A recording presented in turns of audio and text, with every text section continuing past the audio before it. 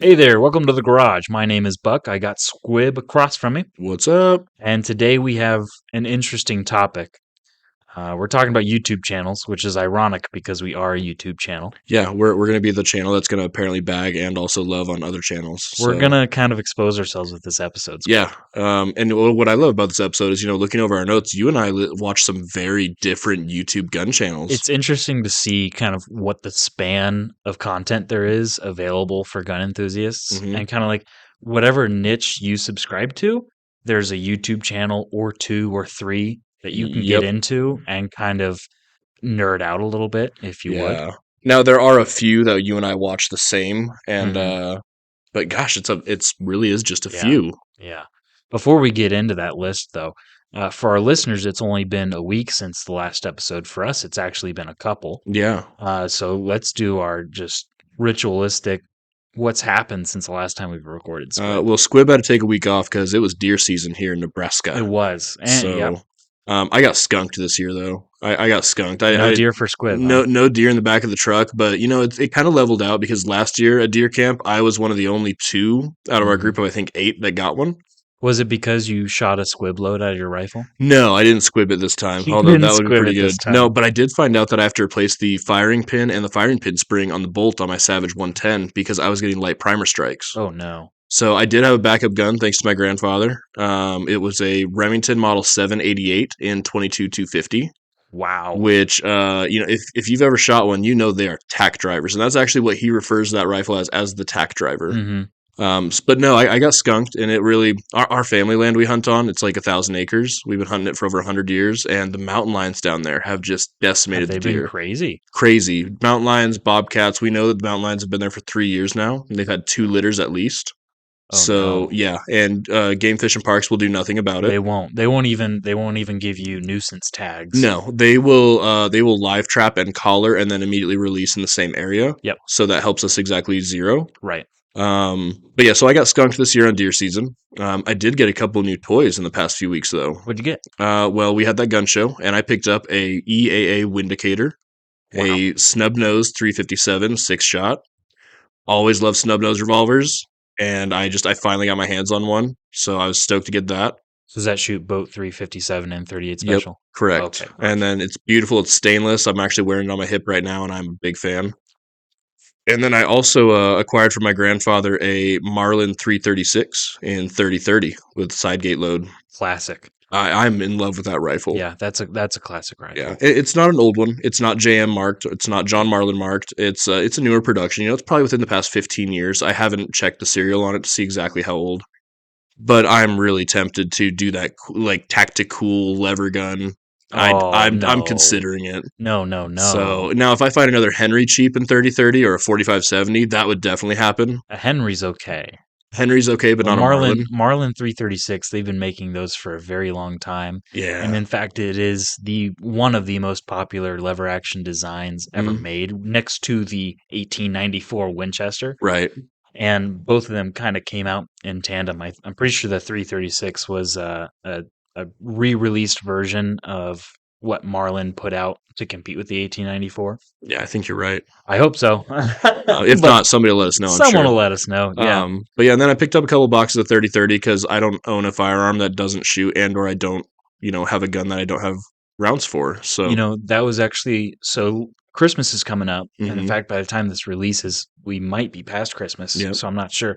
But for all those looking for Christmas presents to your friends and family, I have found, and my best friend has enjoyed this for quite a few years.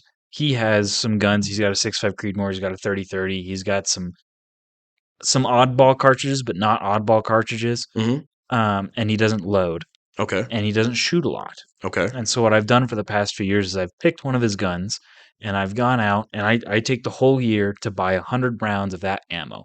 Oh, that's awesome. So I'll pick out this last year I gave him 100 rounds of 30-30 hmm in an ammo can, and I would go out and I'd pick up a box of I go to Murdoch's like every other week anyways. hmm So I just pick up a box of Winchester XP 30-30 hmm hunting ammo.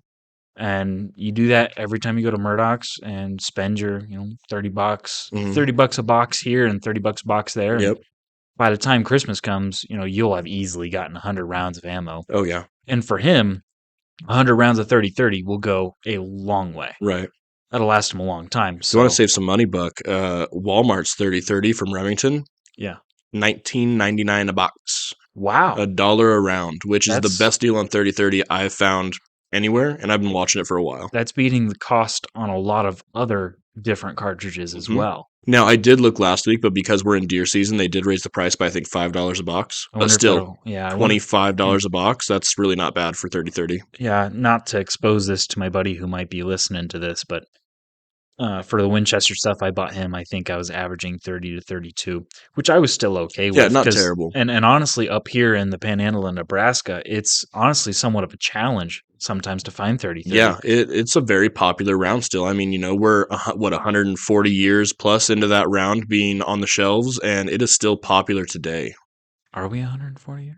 I think Well, we're 30 100 WCF was what, the 1880s, I imagine. 1894 was the Gotcha. release date of 30-30. Yeah, so I mean, we're It'll looking, be 130 years yeah, something like that, ish. and it's still dropping deer. I mean, Yeah. there are a lot of dead animals in the ground, and I assume bipedal things too throughout the years that were taken down with 30-30. So it's not a great round past 250 300 yards. Oh, come on. It can be done, but Come on, Squib. you better know your Don't holds. anger the fuds. No, you better know your holds when you're looking at that far because that velocity will drop. Still a fast moving round though, like 2,300 feet per second on first 100 yards. Fast with quotation marks. Fast I for a I will so I will go against Squib and say the reason you can't find 30-30 in Scottsbluff, Nebraska is because no one will stock it because no one shoots 30-30 up here oh goodness, I because there's open country.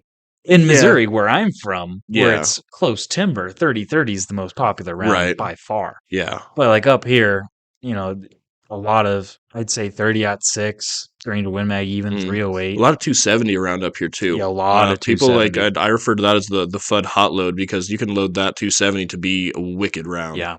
Yeah, but 30-30, I haven't seen many people stock it because I think sometimes they might have trouble getting it Mm, gone. yeah. I Um, will say at the gun shop, I have moved 3 or 4 30-30 rifles in the past 30 days.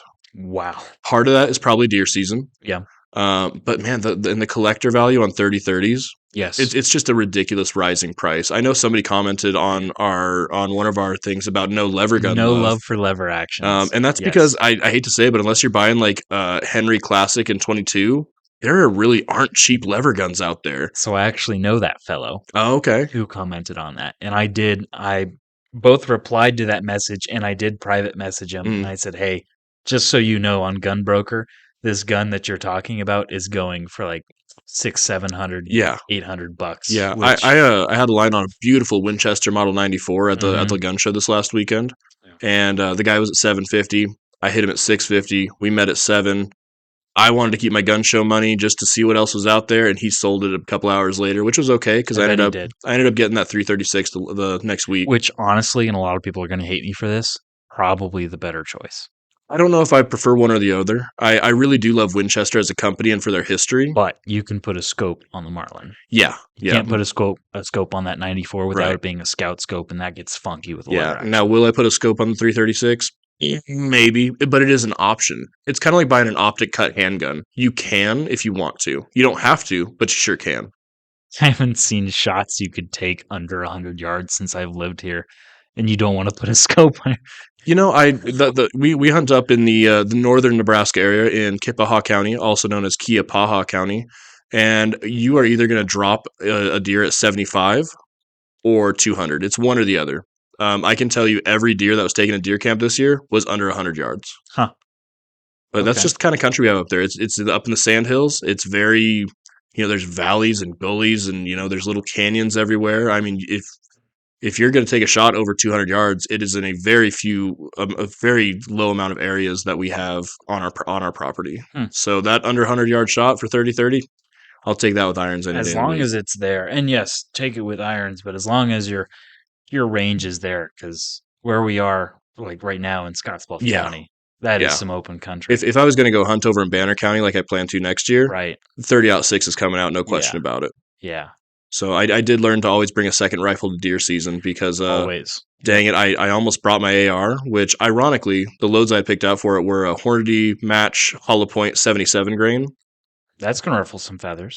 the rounds I had for the 22-250 were a varmint round in 55 grain. Ugh. And it wasn't my choice. Squib, It wasn't my choice. That's what Grandpa had in the truck. calling yourself out here. I wasn't happy about it. I was used to 180 grain 30-06. So, but Could to have the could option, could it have done it? absolutely. Probably.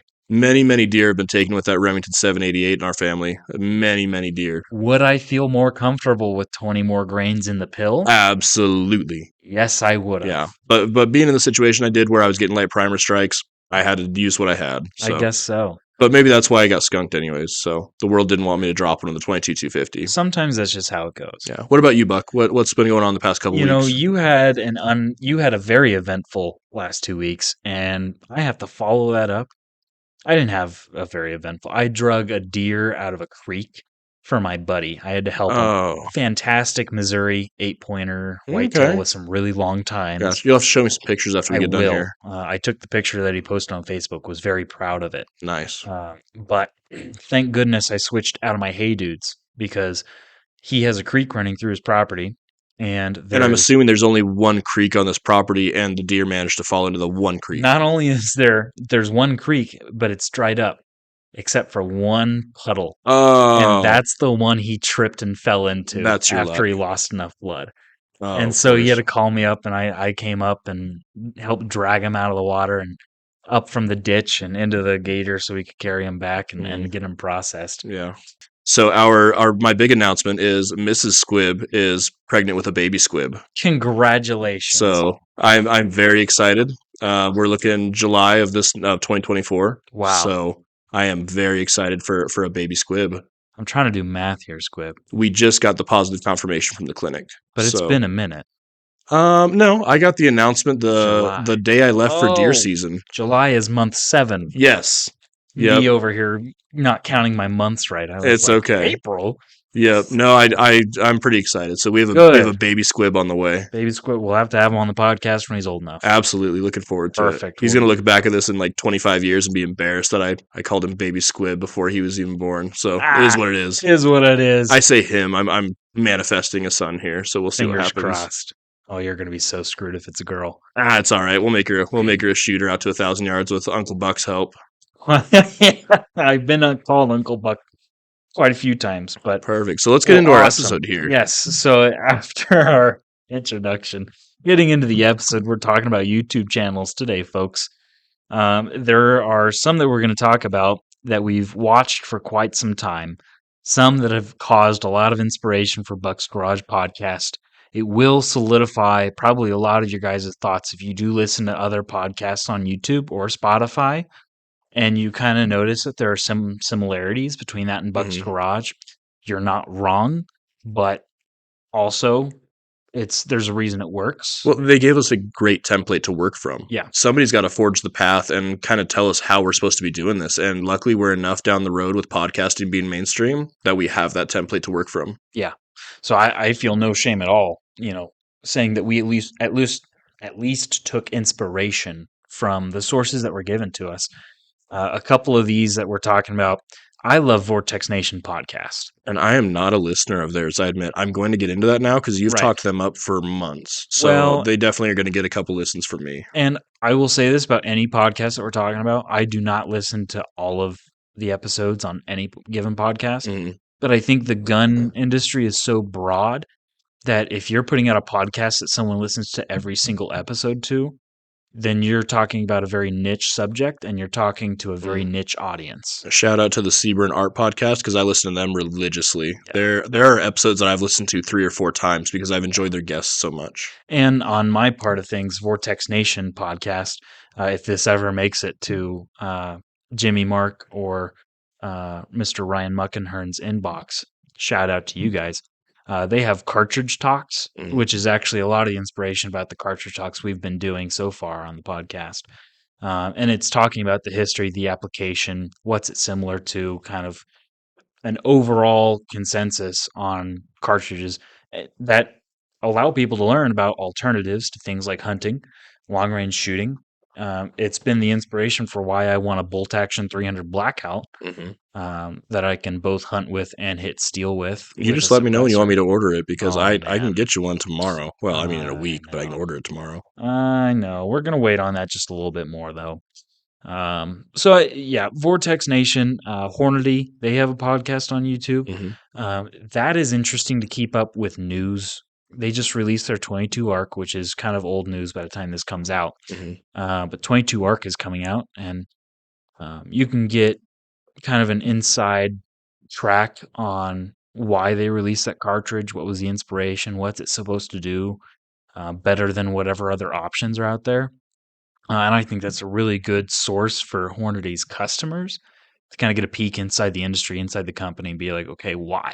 Yeah, I'm a huge Hornady fanboy. You know, being born here in Nebraska, it's nice to see, I would say, one of the premier ammunition companies in this country Yeah, being based in Grand Island, Nebraska. You know, that is a, what, 3.5, 4 hour trip from us, give or take. about And five. five? Okay, Yeah, I'm really bad at time and no distances. worries. I just made the drive. Yeah. Sometimes I measure it by podcasts. How many Hmm. episodes can I get through before I reach my destination? That's why I like to be around 1 hour with Buck's Garage because you That's can be like, perfect. well, 4 episodes, 4 hours. Yeah, Yep. screw it. Yep. Well, perfect. Yeah, no, and then the only other one I'll bring up, On Your Mark, which is the Weatherby podcast. And I've never listened to that one. I think you would really like that. Okay. And I actually got the chance to meet Mr. Adam Weatherby earlier this year. Really nice dude. Hmm. We went up to Sheridan for my birthday earlier this year, and he signed a history book, and we kind of talked about kind of the history of the company and yeah, that's what my favorite cartridge was, and I totally deer in the headlights. Couldn't, when you meet your heroes, it's just like Yeah, I I can't get that. speak. So Yeah, like if Grand Thumb asked me what rifle I was shooting, yeah, I'd be like like, da da da da da da da a da da. semi-auto one. Yeah, yeah. So those were kind of the inspirations behind our podcast. Other kind of sources that I listen to, at least Squib, and I'm gonna list these out, and then I'll let you have a go at your list because I know you got some that aren't on mine. Hmm. I started with Demolition Ranch. As a lot of people, and not to like age you up, but I mean people of our generation and the younger generation, I think they really started out with Demolition Ranch. He made it very user friendly. Hmm. And I think this is actually something, and not to call you out, Matt, but he's kind of gotten away from in his newer videos. But I learned the basics of ballistics and armor penetration versus bullet diameters. I kind of learned basics from Mr. Matt Carricker, and now it's more of like, okay, what can we blow up with the 50? I feel Yeah. like, Yeah, it's a little bit of clickbait, but that's also just where the internet's at this point. It's what yeah. can I do to make somebody click on this video and watch it for ad And revenue? not to say that he has a lot on his plate, Hmm. quite a bit. He's renovating his Desperado Ranch right now, and it's a crazy project. So, Demolition Ranch is at the top of my list. Nine Hole Reviews is actually, um, I love watching their videos. Hmm. They take a series of firearms from different periods of time. They've taken the old Mosin sniper from World War II. They've taken the old German Par 98 sniper from World War II, and then that and newer, whatever firearms are scoped, and they will do a practical accuracy test. And in one video stream, they'll go from 100 yards out to 500, 6, 7, 8, even 1,000, depending on the time period of the gun and kind of the technological aspects that are in the scope. If you can see 1,000, if you can hit 1,000. Hmm. I really like those videos because practical accuracy is a big thing in what I like to train. Right. I mean, we can talk all day about what a rifle should be able to do on an MOA, but the Mhm. practical accuracy and the practical applications of what an average shooter can do are going to be very different from that a lot of the time. And a big pet peeve of mine is when a shooter has one gun that they like to shoot, and all they ever do is they go out to 100, they shoot bullseyes, and then they take the rifle home, Hmm. and that's all they do. That's a big pet peeve to me because you're not even unlocking a fraction of what that rifle is capable of, Yeah. and there's no testing yourself there. You already hit your bullseye with one rifle at one distance. I'm the kind of guy that loves a range setup that has targets at multiple distances, and I can go, 100. And then if I know my ballistic solution, I can go straight to three, back to two, maybe up to six, and Hmm. back to one. I think that practical accuracy is a fantastic skill to learn as a shooter, and it can translate to competition. It can translate to hunting. Mhm. Whatever application you're looking at, I feel like that's. I don't want to say the bare minimum, but I think that's what you should be shooting for. I fully agree with you there, Buck. Yeah. So Nine Hole Reviews has great videos on that.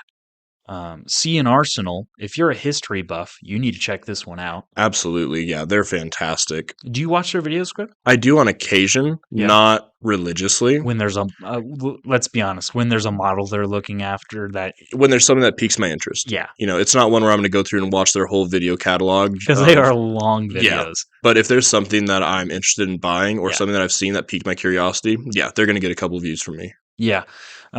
Great historical references. They do their research.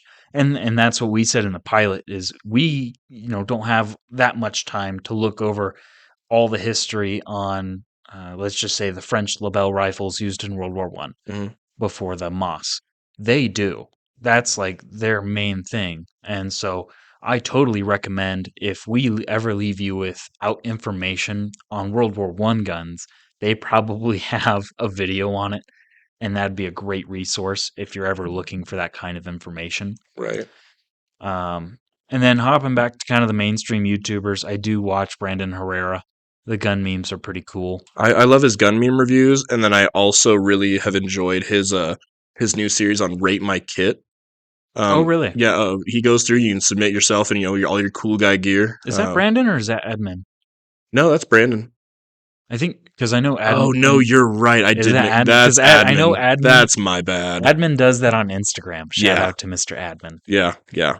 But Brandon Herrera gun memes, Darwin Awards. Oh, Awards. yeah. He does those. Those are awesome. Yeah. There's always a Tannerite one where they put it in like a microwave or a washer or Mhm. something, and it just explodes and almost hits the Yeah. guy. I wonder if someday we're actually going to see the AK-50. I know it's close-ish, Oh, but we'll see it. I mean, I think maybe someday. I look forward to that day, and that's going to be a very big day for him. And so another channel I like to watch, it's kind of more recent, Barrel and Hatchet. I haven't heard of that one. Yeah, and I think they're kind of new too. And I'd actually like to kind of not just shout out to them, but kind of reach out and kind of pick their brains a little bit.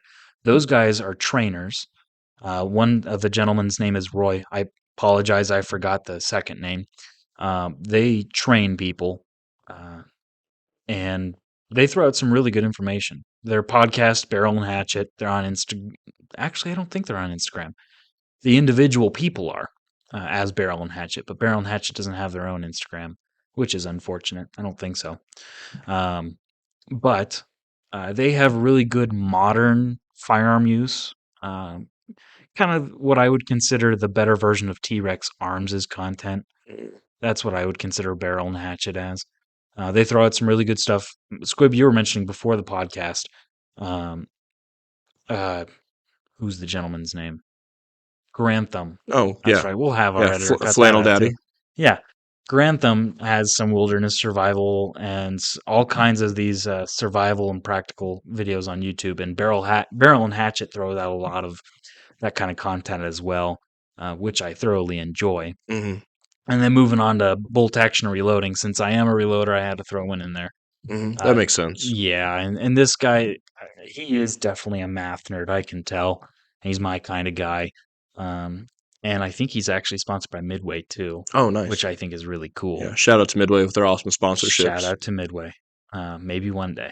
Yeah, maybe one day. That'd be neat. Maybe one day. So bolt action reloading, he's helped me a lot in my process. And the last one I do want to bring up that I've actually caught myself watching a lot is Texas Plinking.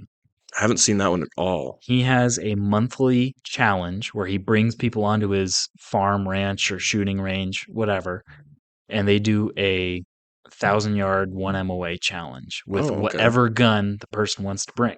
Oh.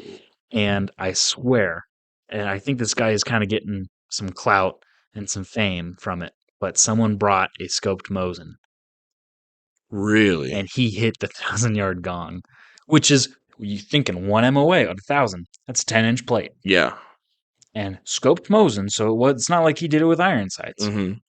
7.62 by 5.4R. and you have 10 shots. Was he using one of the period correct 4-time Russian I PU don't scopes? think so. And I wouldn't, knock him for not using No, one, no, but no, I would no. be incredibly even more impressed if you Yes. were using one of I those don't think monsters. he was, but it's been a while since I watched the video. I think he used a modern optic, but I think he had to do some finagling to get it actually over the receiver, Makes sense. which that's just a Mosin problem. Yeah, But those videos are fascinating to watch gotcha. because you have different people with different disciplines bringing different firearms into Mhm, this range. I mean, you have Mosins. They had a Shytac, I think. They had a 50, and then they had 6.5 Grendel, or they might not have had that, mhm. but they have small cartridges. They have big cartridges. It's a really good mix. I love kind of listening to Well, that. there's a very interesting Venn diagram sitting here of what you listen to, what we both Yeah, listen to. let's hear your list. Mine are probably going to be a little more mainstream for what people are used to on YouTube, so we'll see. Number one, I got to give a shout out to Ian McCullum at Forgotten Weapons.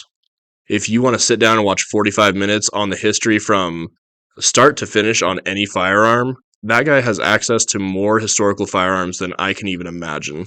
I haven't had the pleasure because I feel like I this is the same problem as Hickok 45. Long winded? Well, he's got a very soothing voice, He does. and it just makes me want to take a nap. Yep, yep. And we got to put Hickok 45 on that list. Yeah, I am definitely a big fan of him and his son. I believe his son's name is John. John. Yeah, Yep. I think they're both Um, John. they might be.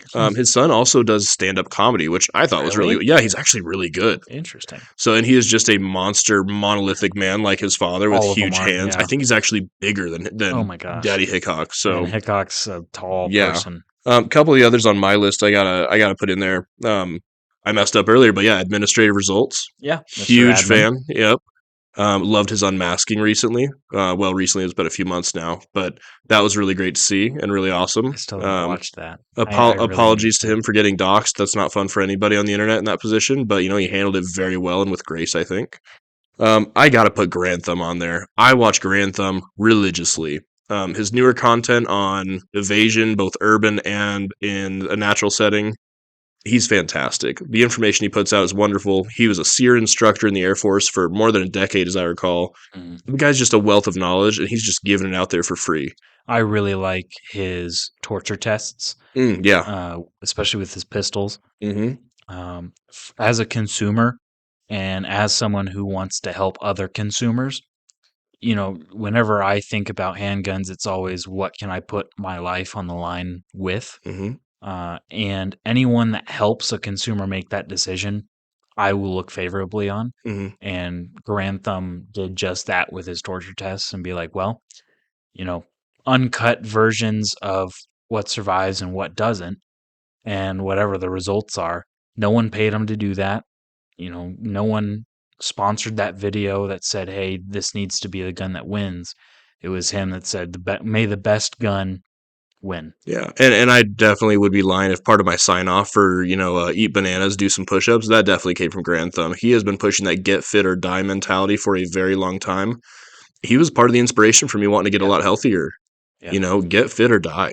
It's a fantastic way to look at things. If something would happen and you need to be in a situation, you want to be in the best physical shape you can be for that Got to be able to situation. get off the couch and Absolutely. throw away the Cheetos. Yep. And one more I'm going to add to the list here is Alabama Arsenal. Really, never heard of that one. See, one of those ones on my side. The guy Hmm. does just no BS reviews. If you are looking at a handgun or a rifle or a shotgun, I would think he should be in your top 5 reviews that you watch on that. He is just very honest and realistic and relatable. So Alabama Arsenal, I gotta say he's one of my favorites, and I would be lying if I said I hadn't looked at a couple of his reviews before I bought some of my last handguns.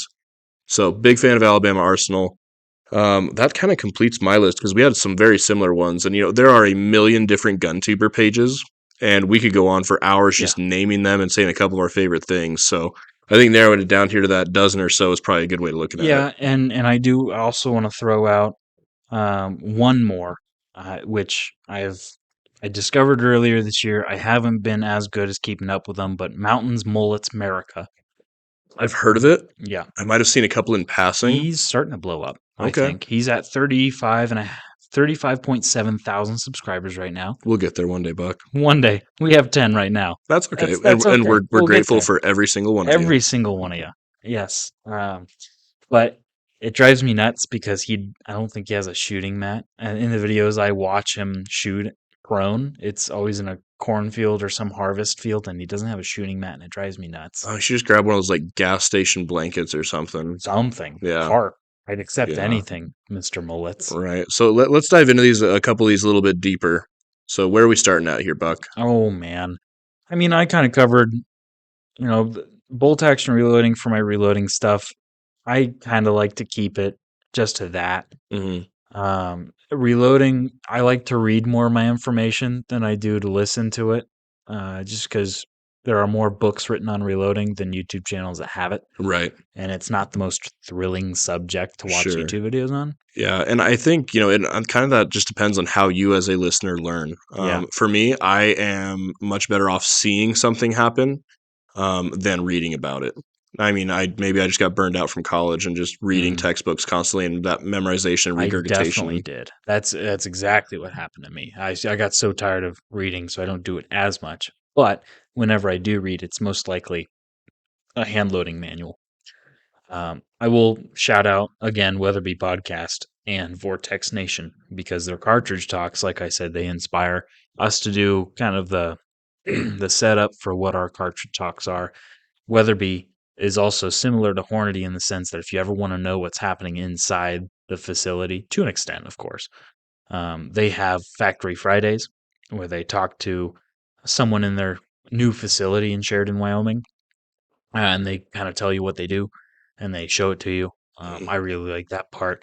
A good friend of mine worked for Weatherby for a couple of years. He was a machinist. Oh yeah. I believe he was a barrel maker and Mhm. barrel fitter. I Yeah. don't know if both of those titles are correct for him, Right. but he left that company about a year ago or so, a year and a half. Okay. So, but he went to work for them because he loved the gun industry, Yeah. wanted to get his feet wet in it, and just chose to take a separate path later down the road. But I think he really enjoyed it while he was there. Yeah, and Weatherby just released their 307 earlier this year. Bolt action rifle, Remington 700 pattern, if I remember correctly. And I would love to try one of those out because a Weatherby version of a Remington 700 pattern bolt action rifle, that's about everything I could want in something if I ever needed a gun to hunt anything on North America for, Sure. and had a couple spare $1,000 to do it Right, with. right. Of course. I think I have 2 Weatherbys in the shop right now, and I don't think a single one's under $1,300. Yeah.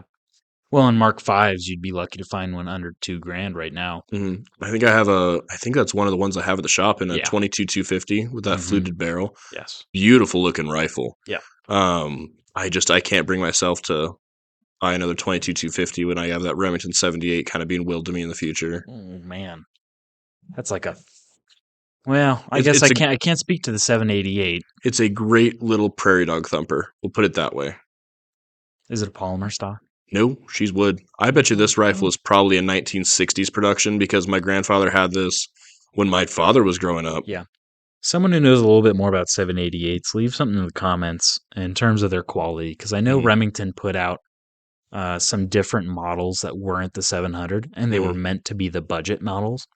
And I don't know if the 788 was one of those. Yeah. The funny thing is, I know my grandfather hasn't resighted in that scope in more than a decade. It's still spot That on. bugs me. It's Go spot check on. your zero. I agree. My grandfather's just not that kind of man. But that rifle is still spot on. Yeah. No, there are a lot of good resources out there, in all honesty. But I feel like we would spend just as much time, Squib, talking about the channels that we don't enjoy watching, but we somehow end up watching anyways. Yeah, there's a few that they clickbait us in, and so who are we going to bag on first? So, and I will clear the room because we are going to be on the same platform as these gentlemen. And have 0.1% of what their following is. Yes, maybe less. But I will caveat, we're not here to bash anyone's channel. We're really not. What this comes down to is Squib and I have different shooting personalities, different shooting disciplines, different things that we get out of the shooting world. And that just doesn't line up with every YouTube channel out there. The first one we're going to talk about is one that gets under my skin quite a bit: Mhm. T-Rex arms. Yeah, Lucas Botkin, an interesting character. Um, I gotta say, I do see. I admire his fast I shooting. respect him as a business owner. Absolutely. Yes, because and Squib and I talked about this before the podcast. Yes, I don't like his training videos, but he runs a heck of a business. I gotta say, T-Rex holsters, I think, are some of the. I'm gonna say it. I think they're some of the best concealed Hmm. carry holsters on the market. I haven't had the pleasure yet. I'm having one made actually. Hmm. They are fantastic for their options on Kydex colors, the way you want to carry. It's everything is made to order for your gun. So I think it's fantastic that they have the option saying, "Hey, we're going to tweak this out exactly how you want. You want the grommets a different color? Cool, we'll do that. Here's Right, 13 different Kydex color options." I think they're fantastic on their holster stuff. Now, but yeah, but but let's hear it. I will say Lucas Botkin preaches economic Stability, intelligence, stability. Yep. stability, Um, which we do too. Yep, absolutely. Be smart. Buck's much better about that than I am. But you're gonna go turn around and sell a $250 backpack? I had a chest rig obsession for about a month. Okay. And I looked at T Rex's website and instantly clicked away Yeah, because I just can't afford them. yeah. I ended up going with a new chest rig recently. I ordered one from Onward Research, which is the company that is ran by Grantham. It's their mountain recce rig, holds 8 PMags. It's got an admin pouch on the top that's kind of hidden for maps and whatnot. I ordered mine in multicam, and actually I emailed Onward Research because I have a thing for M81 Woodland camo, aka God's Plaid. Oh my God. I love M81 Woodland. We're also in the panhandle of Nebraska, where M81 Woodland doesn't really fit out here, regardless of the season. No flak tarn? No Flectarn for me, so I went Oh, multicam, and I boo. emailed them, and I was like, guys, I really like this in M81, but I'm in Nebraska. Yeah. They emailed me back 6 hours later and said, please buy the multicam one. And so I did. I've had it for a few weeks now. Yeah. And actually, last night, as I was working out and watching Grantham videos, I kid you not, I put my chest rig on, loaded 8 mags up, and I was doing push ups and sit ups with it just to get comfortable. That's good. You know, That's a it good way to get inspired. absolutely. And I kind of don't watch Grantham videos without putting on my recce rig because I Nice. feel like I'm more included in the cool guy group that way. So just to throw this out there, back on T Rex, I just pulled up their website just to confirm because it's been a while since I looked at their site. Mm-hmm. And their T Rex quad flap chest rig, $200. Youch. I paid, I think, 120 for my Onward Research and Made in the USA. I believe theirs are fully made in the USA too from T Rex. Yep.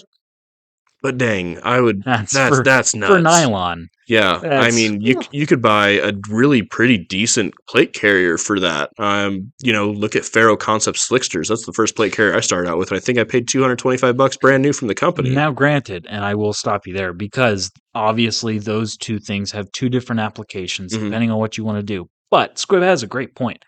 How much material are you getting for that price just in physical material? Yeah, And yeah, so T Rex I can't afford, which again, respect to Lucas because he says, if you can't afford my stuff, don't buy my stuff. right. Which, thank you. At least there's that. So Yeah, I there's some respect him for blunt that. honesty about it.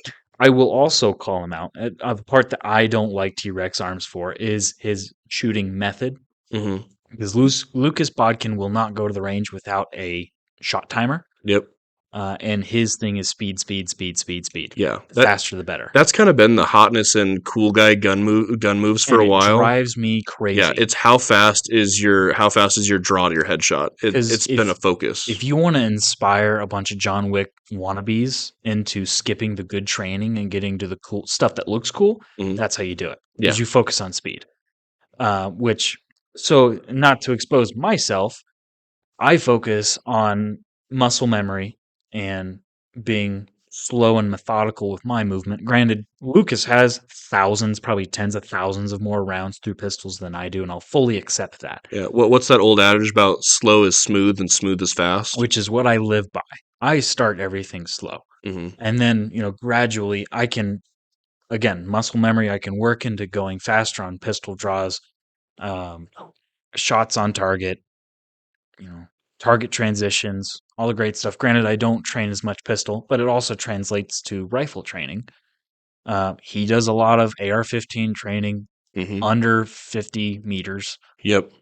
Which And you're just not accessing the full capabilities of that you're rifle. really not. Yeah. I can practice under 50 meters and hit, a heart-sized target within 50 because I know with the same rifle I've hit out to 600 yards with it. Hmm. Um, I'm not one to train under 100 yards because, like you said, I know what the rifle's capable of, and it's capable of a lot more than 100 Yeah. yards. But that's kind of been the coolness in the gun community for a while. At It least the tactical has. gun community. It's been how fast can you do this? Mhm. I kind of get it, but it's lost its luster, I think. Yeah, and I implore you, listening, to look at kind of the geographic area that you're living in and figure out what training works for you based off that. Hmm.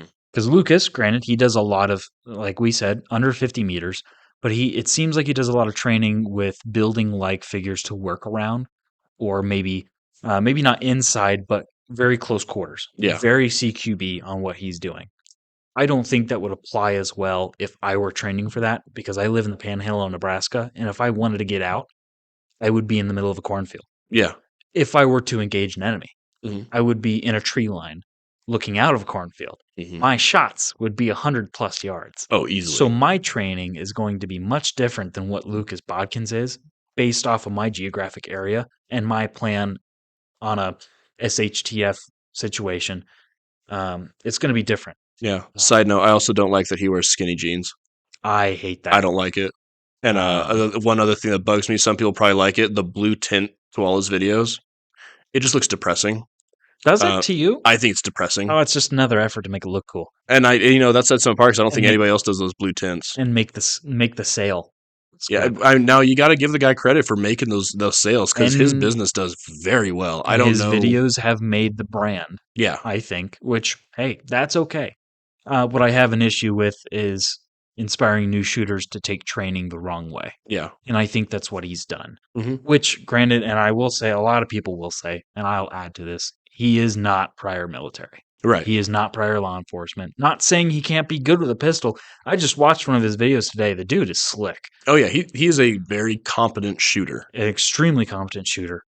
But he also has the money, the time, and the capacity to train tens of thousands of rounds Mhm. in a year. Now I will say, being in the gun industry and shooting 3 gun, and going through our training classes and having our people on the range, I think people that are first responders and or prior military get put on this pedestal for their Mhm. shooting abilities, Yes. and it Yep. is not true or accurate. Not the case No, I mean, whatsoever. I really, I'm gonna call it out right now. There are a lot of competent shooters that come out of the military, Yep. and not even just serving infantry or special forces or anything like that. There are a lot of competent shooters in the military. But just because you served and you did your 70 or 80 rounds of rifle qual, Does not mean you should be an instructor. no, absolutely not. Yes. The same guy who says that he, was a door kicker and whatnot and has thousands of rounds on range could easily have been a cook.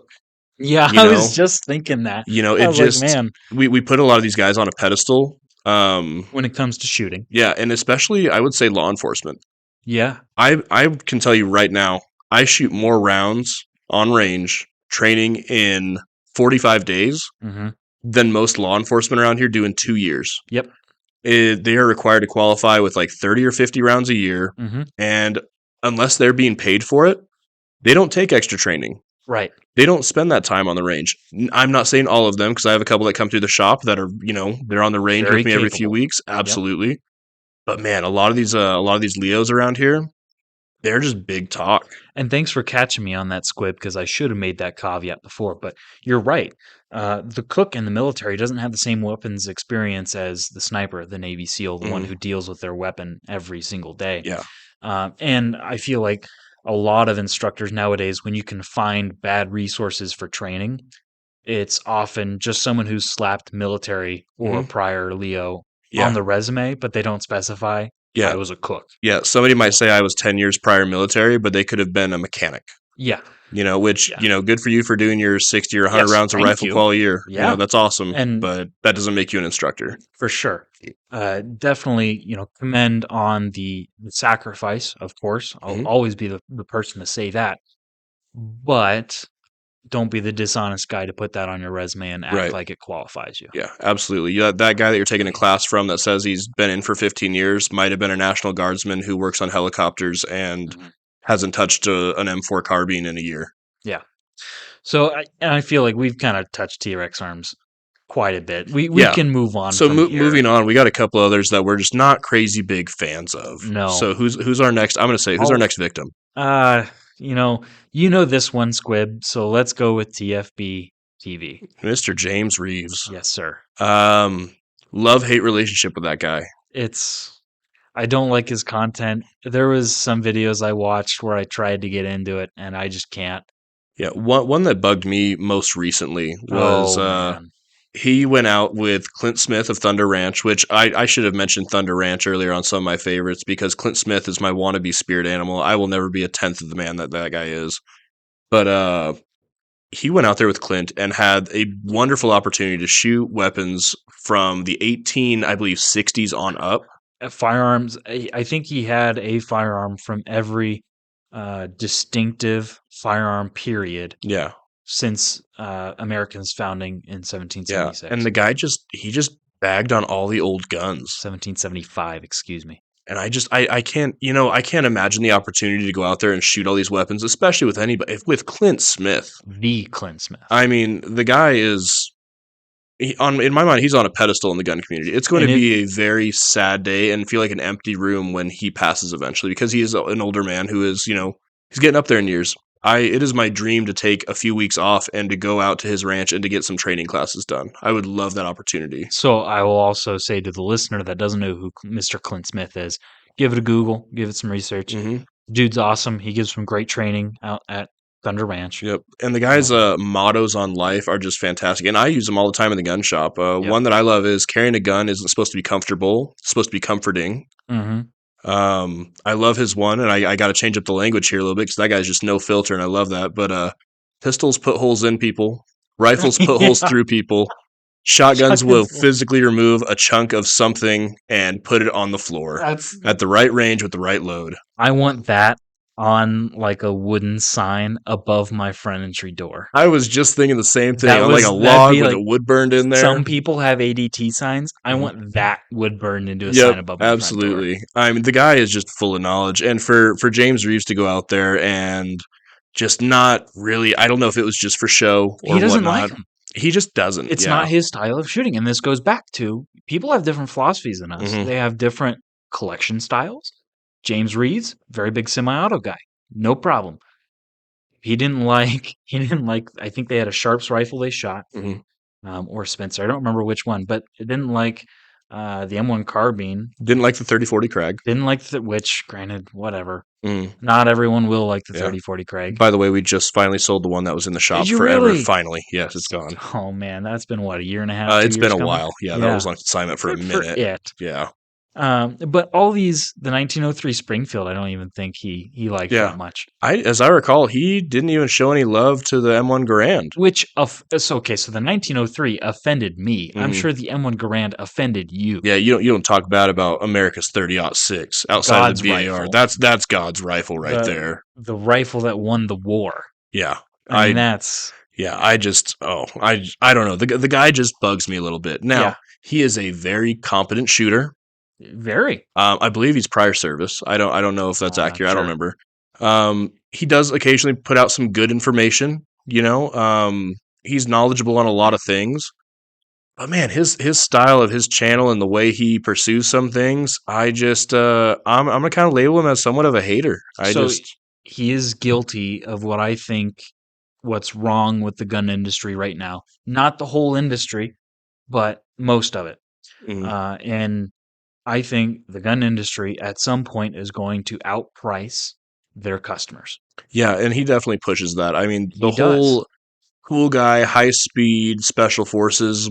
I'm going to use the term wannabe. I don't mean that in a bad way, because I've been guilty of that in the past as well. It's been this push in a lot of the gun community for this tactical, gotta have night vision, gotta have a micro chest rig, which thank God that fad died out after a year for micro chest rigs. What's wrong with micros? I was tired of seeing guys posting pictures of standing on a skateboard at an In-N-Out drive-through with 3 Glock mags for their Chris Vector or whatever.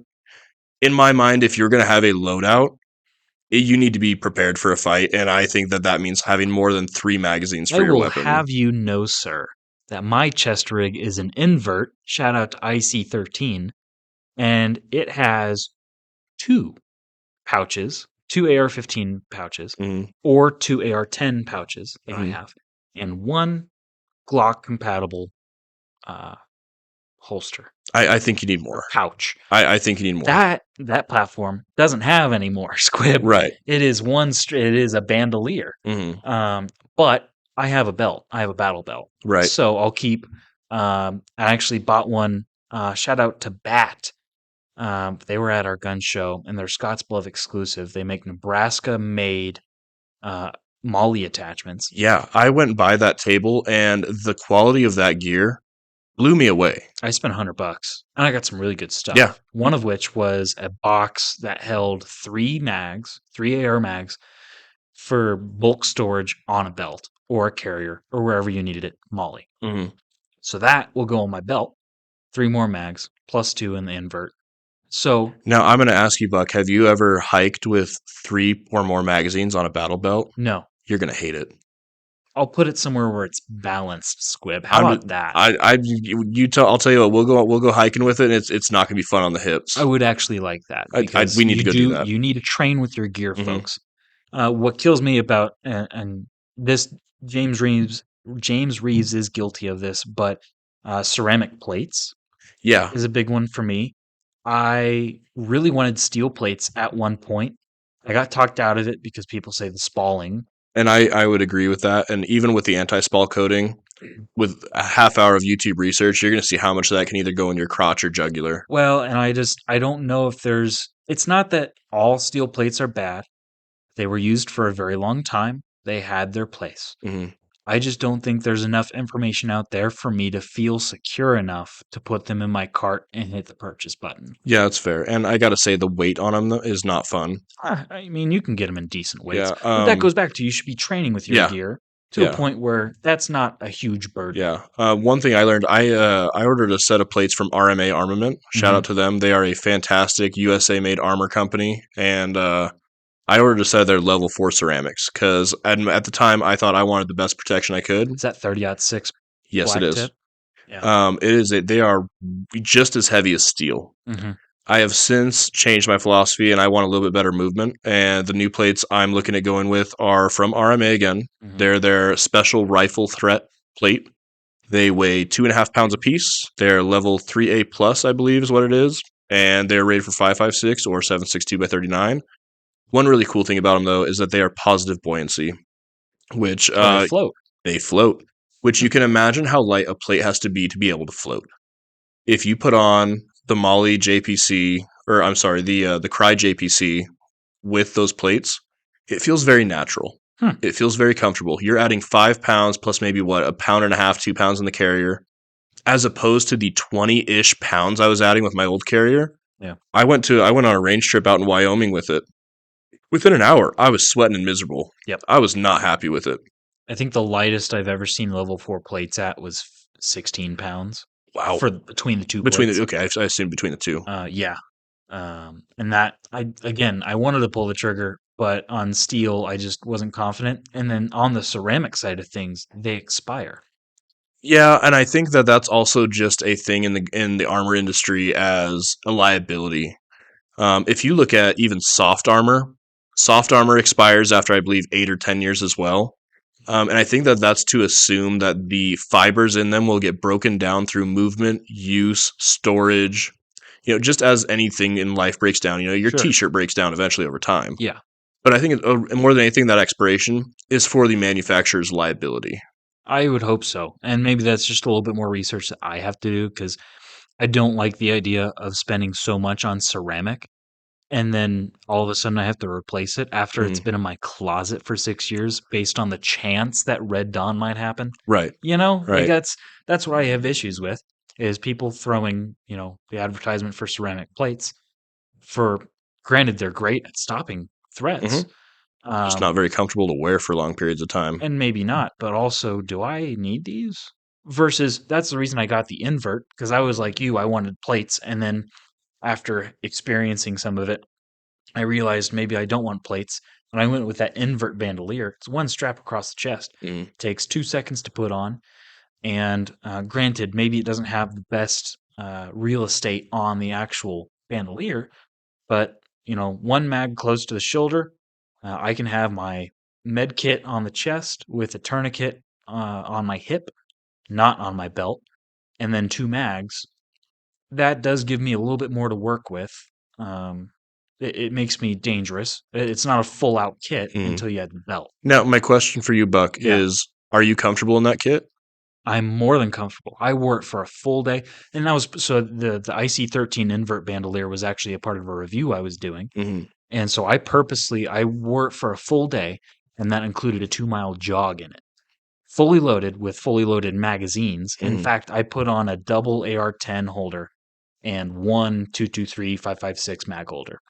So I had 40 rounds of 7.62 by 5.1 NATO in 2 magazines in the chest, and then I had a fully 30 round magazine loaded in the 5.56, and then a 20 round mag in the pistol. Which makes me circle back to if you're comfortable with it and competent with that kit, then that's what you should be using. Right. Use what works for you. Granted, that wouldn't be something I would use in that configuration, but I wanted to make it the heaviest I could Mm-hmm. to test the comfort, and I went for a 2 mile run. Yeah. Now, for me and my body type, I run that big chest rig now. I don't like a lot of stuff on my battle belt. You don't. That's because I have no butt. Nah, I have no can't butt. hold it up. I struggle. I Man, have no butt. gotta hit the gym. Now, between when I was 315 pounds, I didn't have a butt. And now sitting at 215, I still don't have a butt. So I struggle keeping a big belt on. So my battle belt, I keep my med kit on it, 2 pistol mags, and my holster. Yeah. For my sidearm. That's it. Right now, I have my tourniquet, pistol, holster, a double pistol mag pouch, and a dump pouch. Gotcha. I need a dump You pouch. need a dump pouch. I did have one for a while. I just ended up not using it because all of my range training, it was, for 3-gun competition shooting, it was just drop your mag. Yeah. I wasn't worried about not being able to go back and recover it. Now, in a, let's say a Red Dawn scenario, yeah, You need I'm those not mags. leaving the enemy anything. Yep. Yeah, they can have my brass. That's it. Even, if you're facing someone who has compatible ammo, have a dump pouch to throw their ammo in Mhm. once you're done dealing Yeah. with the threat. That would be a fun episode for us to do sometime. Our idealistic Red Dawn setups. Yes. That'd be a fun. I Maybe would season love 2. that. Maybe season 2. Yeah. I've been a prepper since I was 13 years old. And I've always loved that stuff. Watching Red Dawn, the original, because the new one was not that good. No, it wasn't. It was awful, actually. Yeah, What I'm are you gonna say it was talking about? awful. We'll call it awful. It's awful. Yeah, it was pretty rough. That has always been a cool thing, and shout out to Grand Thumb for all this new information that's been coming out, and we'll just call it Red Dawn scenario. Sure. SHTF, Tiawaki, whatever you want to call it. Yeah. I did love the zombie apocalypse thing for a while. That'll be an episode. And to me, that was really just another way of saying SHTF or Red Dawn in a maybe more palatable, socially acceptable, we'll say, way. Yeah. Because you bring up SHTF prepping and, prepping for either domestic or international invasion, whatever, it can turn some people off in the gun community. I would disagree, though, because my zombie outlook would be different than Red Dawn. Yeah. I don't know if mine would be. I'd still be using my AR. And we can get into that into the episode. We have one more YouTuber to cover. Yes. This one you don't know, Squib. Yeah, That's okay. And if I have seen him in the past, it's been in passing, and obviously it wasn't enough for me to remember. That's okay. So this is Ron Spomer Outdoors, who we've kind of talked about the tactical side of things, and now we're going to the other side of the spectrum, and he is a hunter. Mm-hmm. And he's made a career on writing for magazines, which totally respectable, and I do respect Ron Spomer. He has years of experience beyond what I understand and can comprehend. That being said, he is definitely missing the mark for me. Mm-hmm. He's actually released here in the past month or so more videos bagging on the 308 than anything else for his content. You mean God's other caliber? Oh man, and it as a amateur ballistician, I'm not certified, and by no means am I, 10s and 20s and 30s years of experience with ballistics, but I know enough to be dangerous, Is and that the term ballistician? yes, That is a super awesome word. I yes, it like is. that. Yeah, for ballast in terms of being a ballistician, I know enough to be dangerous, and the 308 is a wonderful cartridge. It's a fantastic It's one of round. my That's favorites. a 1,000 yard round if you want it to be, as you can attest to. Yeah, over 30-06, and I do like the 30-06, but I'm not that much of a shooter of 30-06 Mhm. because I can load less grains of powder in a shorter case, a smaller case, that I can have more ammo in a container using the 308 versus the 30-06 and Yeah, experience less recoil when shooting it. yeah. If I had to ruck with 200 rounds of 308 versus 200 rounds of 30-06, You're going to notice the I'm difference. gonna feel better with 308. Yes, exactly. And so, I mean, I understand where a hunter might enjoy the 30-06 more. Um, I can't agree with them in just saying that the 30-06 is better than the 308. I don't think that's fair. Mhm, Because I also think that they have their applications and that they're different from each other. mhm. So, is the comparison correct? In terms of FUDs, and I'm sorry, Ron, but he is a FUD. Um, Yeah, and older generation, I can feel for FUDs sometimes because sometimes. out of my a couple of my gun buddies online that I'm good friends with that I've been shooting with, I'm the FUD of the group. I uh I wear that label with pride once in a while because I showed him pictures of this 357 I picked up. Yeah, Boy, did I get bagged on. I'm sure. So yeah, they know who they are, and it's fine. It's fine. I like some fuddy things like my Woodstock 30-06, Yeah. and I like the ballistics of 357 Magnum. I think it's neat. And honestly, though, that should be a normal consensus. The 357 Magnum, there's a reason I chose it for my cowboy guns, my lever and my revolver, because it is such a utilitarian Yeah, pistol it's a cartridge. powerful round. And when thrown into a rifle, even better. Yeah, there's a reason that state troopers across this country carried Yeah. 357 for so long. It's because they wanted to punch through steel car doors easier. Yeah.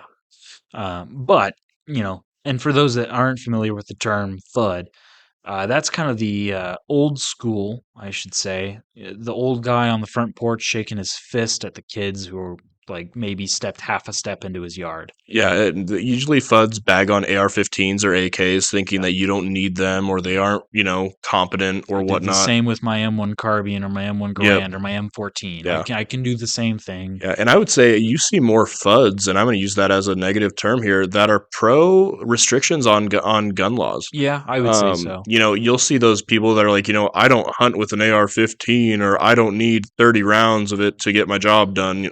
And whatever, that's fine. That's your mentality. Yeah. But it's your God-given right as an American to Yes. have those weapons. Well, and I think that's a result of them growing up, especially the hunters in the community, sporterized 1903s, Mhm. sporterized Car 98s, Mausers, in general. They experienced way more bolt action rifles in their time for general use firearms Mhm.